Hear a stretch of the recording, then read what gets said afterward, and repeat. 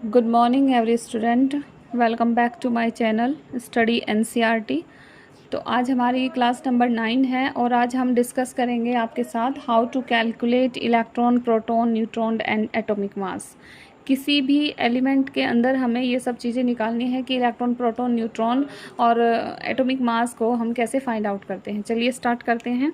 तो सबसे पहले हम कुछ बेसिक पॉइंट्स समझ लेते हैं कि कैसे होता है। तो यहाँ पर लिखा है class number 9 how to calculate electron, proton, neutron and atomic mass. तो सबसे पहले आपको ये पता होना चाहिए कि इन्हें हम रिप्रेजेंट कैसे करते हैं, उसके बाद फाइंड करते हैं। जैसे इलेक्ट्रॉन है, सबसे पहले हम लिखते हैं यहाँ पर इलेक्ट्रॉन। तो इलेक्ट्रॉन को हम ई से रिप्रेजेंट करते हैं और उस पर निगेटिव चार्ज होता है, ये सबको पता होगा। ठीक है। दूसरा पॉइंट आता है प्रोटॉन का। तो प्रोटॉन को हम कैसे लिखेंगे? प्रोटॉन को हमें यहाँ पर लिखना है पी से, और ध्यान रखना है कि पी पर जो होता है प्रोटॉन पर कैसा चार्ज होता है? पॉजिटिव चार्ज होता है।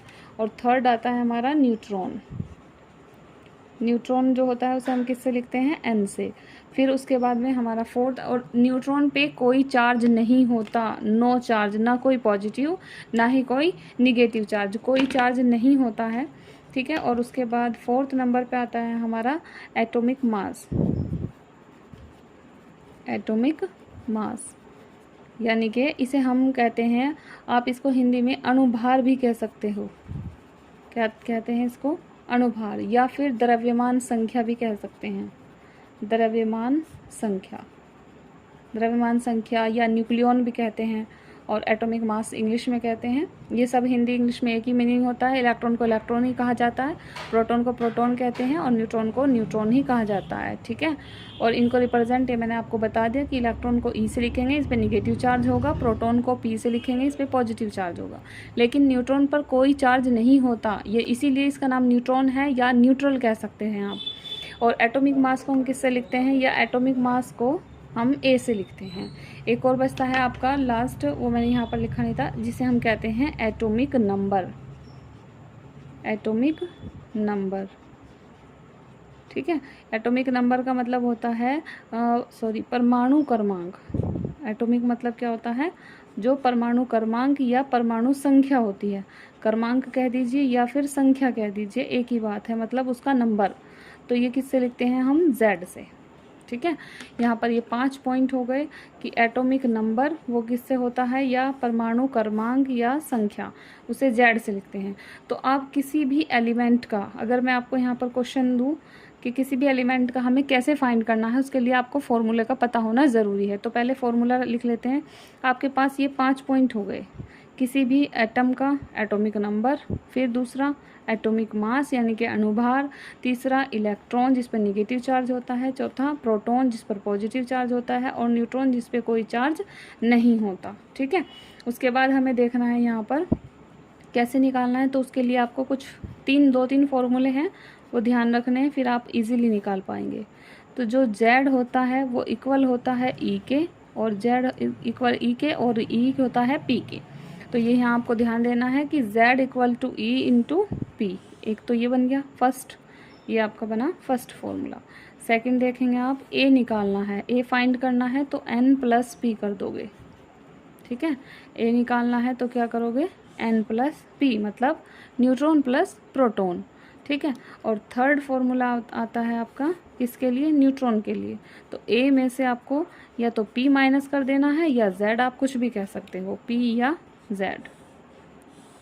ये आपके 3 फॉर्मूले बन गए जिनसे आप किसी भी एलिमेंट का क्या निकाल सकते हैं। मैं सिंपल एलिमेंट की बात कर रही हूँ, उन पर कोई पॉजिटिव निगेटिव चार्ज नहीं है। उन पॉजिटिव निगेटिव चार्ज वाले एलिमेंट्स की बात हम नेक्स्ट क्लास में करेंगे। यहाँ आपको सिंपली एलिमेंट्स का समझना है। चलिए हम एक एग्जांपल लेते हैं। अब आप ध्यान दीजिएगा, क्वेश्चन है आपका, जैसे हमने लिया सोडियम Na। ठीक है। कि सोडियम के जो इलेक्ट्रॉन, प्रोटॉन, न्यूट्रॉन होते हैं सब, जेड, बी, ई, पी, न्यूट्रॉन और ए, ये ज्ञात करने हैं। ये ज्ञात करो। Find out the electron, proton, neutron and atomic mass of the sodium.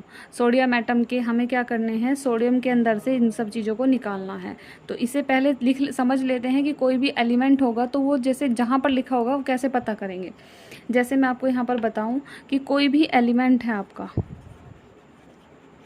कोई भी एलिमेंट जो है आपका वो कैसे लिखा होगा, XYZ कोई भी एलिमेंट हो, ठीक है। ध्यान देना, जो नीचे लिखेंगे आप वो Z होगा और जो A लिखेंगे ऊपर वो क्या होगा आपका एटॉमिक मास होगा, ठीक है।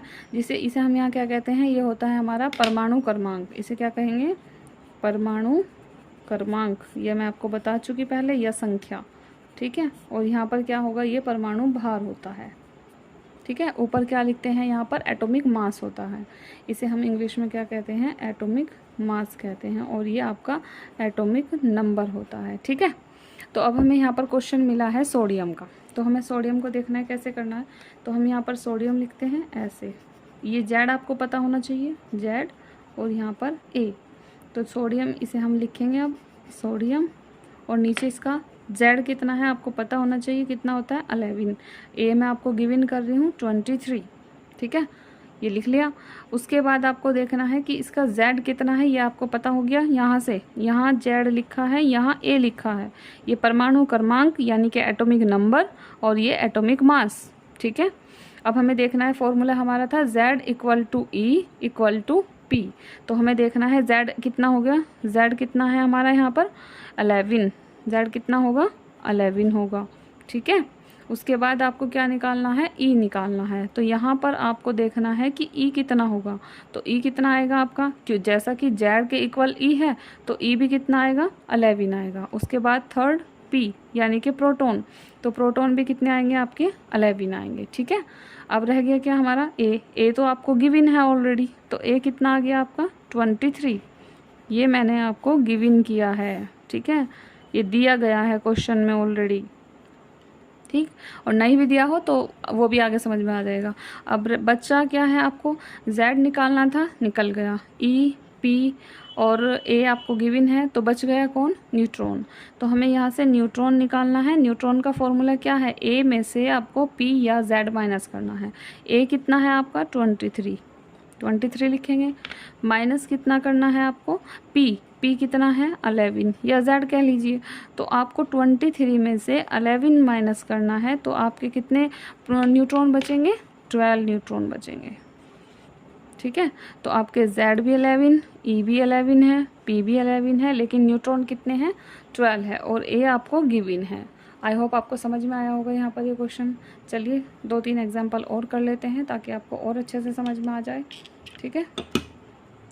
1 सेकंड वेट कीजिए, यहाँ पर हम दूसरा क्वेश्चन करते हैं सोडियम से आगे, ठीक है। 1 सेकंड, आपको इसी तरह से आगे भी क्वेश्चन करने हैं। जैसे मैं आपको क्वेश्चन बताती हूँ, शुरू से चलते हैं। पहले नंबर पर आता है हमारा हाइड्रोजन, ठीक है। तो फर्स्ट यहाँ पर है, और ये भी इसका फर्स्ट है। इसका Z, E और P, N और A ये कितने हैं, ठीक है, निकाल लिए। यहाँ पर Z कितना है इसका 1 है, और A कितना है 1 है, तो Z1 E1 P1, क्योंकि आप जानते हैं कि Z = E = P होता है, ठीक है। N कितना होता है, A में से क्या माइनस करना है, P है, तो A कितना है इसका 1 - 1 कितना बचा, न्यूट्रॉन, A हो गया 0 हो गया, और A कितना हो गया 1 हो गया, ठीक है, समझ में आ गया। ये था आपका हाइड्रोजन का।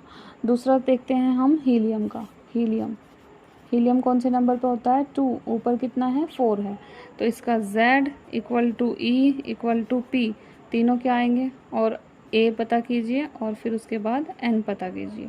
तो कैसे निकलेगा, Z मैंने आपको बताया जो नीचे लिखा है वो Z है, वही E है, वही P है, तो कितने हो गए तीनों चीज़ें, ये हमारी 2 हो गए। कितने हो गए, ये 2 हो गया, कितना आ गया 2 आ गया। और A कितना है इसका 4 है, A क्या रहेगा 4 रहेगा। अब आपको क्या करना है, N निकालना है, तो क्या करोगे A - P, A कितना है 4 है, -2 है, तो कितना बचा 2 बच गया, ठीक है। उसके बाद थर्ड पर चलते हैं, लिथियम। तो यहाँ पर क्या आएगा थर्ड, और यहाँ पर आएगा 7, तो Z = E = P, कितना आएगा, Z कितना है यहाँ पर आप देख सकते हैं कि Z कितना है 3 है, तो यहाँ पर क्या लिखेंगे 3 लिखेंगे। उसके बाद N कितना आएगा, A - P, तो N = A कितना है 7 - P कितना है 3, तो n इक्वल टू कितना हो गया 4 हो गया। और a कितना है यहाँ पर आपको गिवन है 7 है, ठीक है, ये n आ गए इसके, कोई प्रॉब्लम यहाँ पर, ठीक है। 4 पर चलिए, बेरिलियम 4 नंबर है और ये 9 होता है, तो Z इक्वल टू E और ये P कितना है, Z कितना है 4, तो सारी चीज़ें तीनों Z भी E भी P भी कितने हो गए इसके 4 हो गए। और क्या निकालना है आपको, A आपको दिया है 9 हो गया, N निकालना है तो क्या करोगे, A में से P घटा दोगे, यानी कि ऊपर वाले में से नीचे का घटा दो, तो 9 माइनस 4 कितना बचा 5, ये इसके न्यूट्रॉन हो गए। This is the neutron of beryllium. 5 number पे कौन आता है, बोरोन, ये 5 है और यहाँ क्या आ जाएगा 10। Z equal to E equal to P कितना आएगा, सब तीनों चीज़ें कितनी हो जाएंगी 5 हो जाएंगी। A कितना है 10 है, न्यूट्रॉन कैसे निकालोगे, ऊपर वाले में से नीचे का घटा दो, क्योंकि ये A होता है, ये P होता है या Z होता है, ठीक है। तो कितना आएगा 10 माइनस 5, कितने बचे 5 बच गए, ठीक है। 6 नंबर चलते हैं कार्बन पर, यहाँ 6 है, ये 12 है। Z equal to E equal to P कितना आ गया 6 आ गया। फिर A कितना दिया है आपको, और न्यूट्रॉन कैसे निकालेंगे ये आपको अच्छे से समझ में आना चाहिए। अब A कितना है 12, न्यूट्रॉन फिर से निकालना है, ऊपर वाली संख्या में से नीचे वाली संख्या घटा दीजिए, 12 माइनस 6 कितना बच गया 6 न्यूट्रॉन आ गई है। This is the neutron of carbon, ठीक है।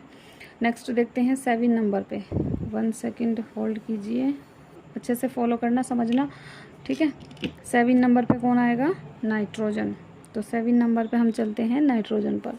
नाइट्रोजन आता है 7 नंबर और ये कितना है इसका 14, तो Z E और ये P कितना आएगा 7 है, तो यहाँ पर 7 लिख दीजिए। A कितना आएगा 14 और फिर न्यूट्रॉन, तो क्या करोगे 14 में से कितना माइनस करोगे 7, ठीक है। 14 ऊपर लिखा है और 7 नीचे है, तो हमें न्यूट्रॉन में क्या करना है, ऊपर वाली संख्या में से नीचे की घटा दो, कितने आ गए 7 आ गए, ठीक है। उसके बाद ऑक्सीजन है यहाँ 8 और यहाँ 16, ये तो तीनों सेम रहेंगे, Z E और P, A निकालेंगे न्यूट्रॉन निकालेंगे, तो Z E और P कितना हो गया इसका 8 हो गया, ठीक है। ये कितना है 16 है, फिर न्यूट्रॉन निकालेंगे, तो 16 में से कितना माइनस करना है 8 माइनस करना है, कितने बचे 8 न्यूट्रॉन बचे, ठीक है। 9 नंबर पे कौन आता है F, ये 9 नंबर है और यहाँ पर आप कितना लिखोगे, 9 का ये डबल कितना होता है 18, लेकिन इसका नंबर कितना होता है ये 19, तो Z इक्वल टू E और ये P कितना होगा A और फिर न्यूट्रॉन, तो Z E और P कितना हो गया 9 हो गया, A कितना हो गया 19 हो गया, ये फिर से माइनस कर दोगे कितना बचेगा 10 बचेगा, ठीक है।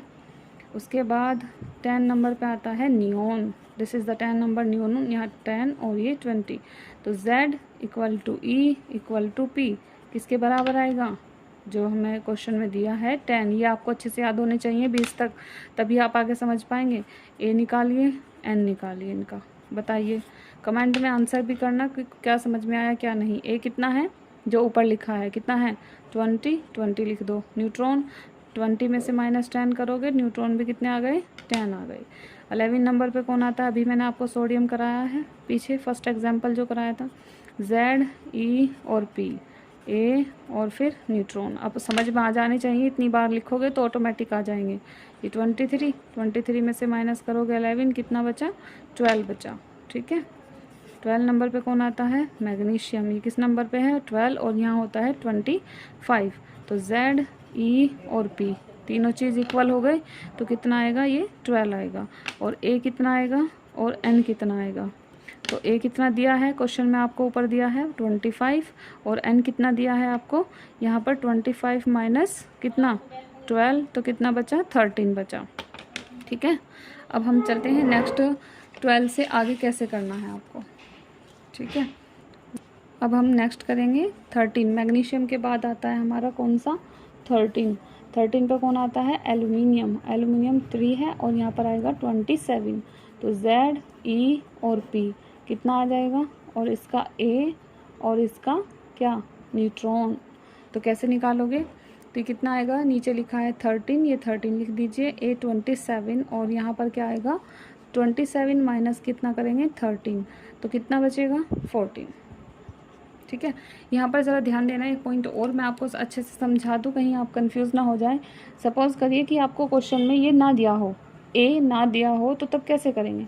जैसे 14 पर आता है सिलिकॉन और यहाँ पर आ गया आपका 14, ठीक है। तो आप Z, E और P तो निकाल देंगे, कितना आएगा Z, E, P कितना होता है 14 होता है।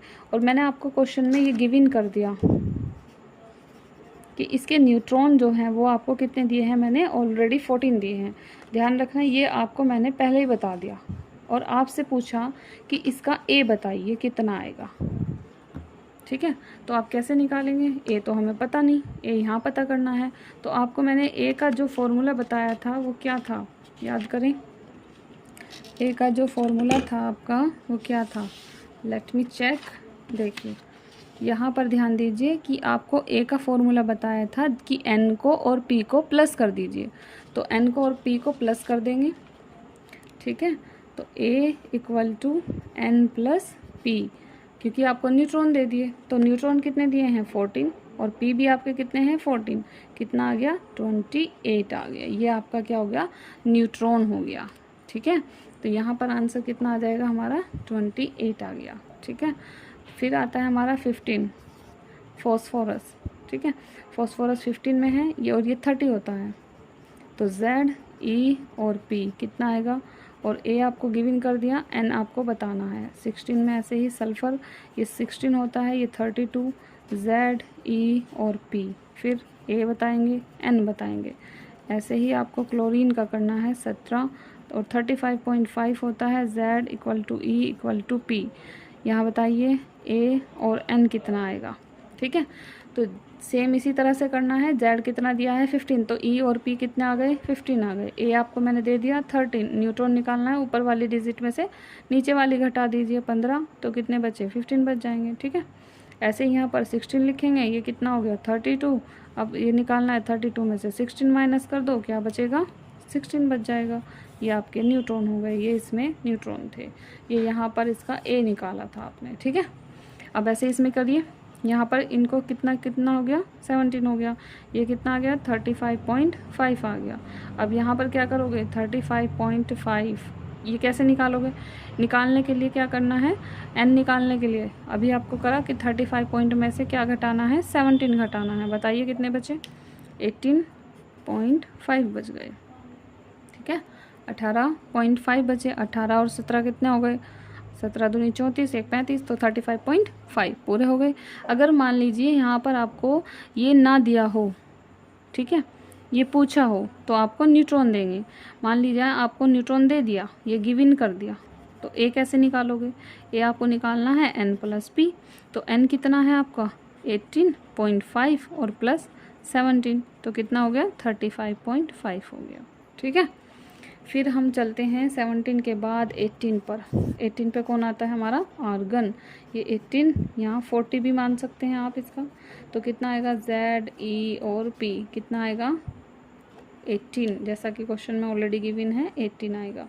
फिर इसका A कितना हो गया 40 हो गया। न्यूट्रॉन निकालोगे कैसे 14 माइनस 18 कितना बचा, यहाँ पर N है, कितना बचा यहाँ पर हमारा बचे 22, ठीक है, ये बन गया हमारा 22। नेक्स्ट आएगा हमारा पोटेशियम।